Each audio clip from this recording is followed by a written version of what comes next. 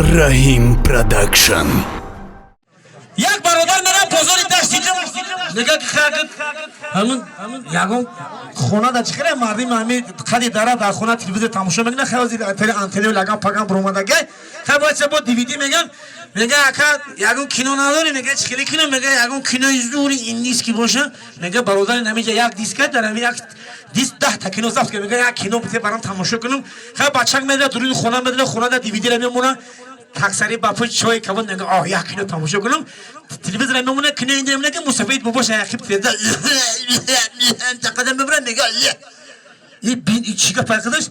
نگاه میکنه که نواسش کنه هندی تماشا داره خریبی تا که شواچه خریبی توشه باید زمان میگیرم یک کینو تماشا کنم یاد بگیرم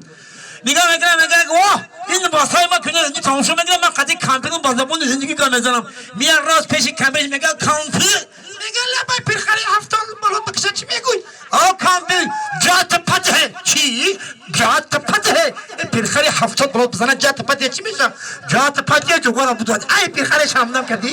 این با زبون هندی گیای با کنگه مثل مسافر میگه کامپیون میگه لبای میگه لط پته میگه چی لط پته میگه پرخری هفتاد بالا بزنه کرونا ویروس بزنه چی میگوی میگه الله خالق تا جگه تریزورا توری که ای پرخری شامنم کرده یا دیگه میگه که مسافر دم سیمس کوز پدرجه اولی زد از خواه که میگه پرخری هفتاد بالا بزنه جات پته کردم جوگارا دختم لط پته کردم خونه را توری کردم دارم میدم موقع کتمتی همونی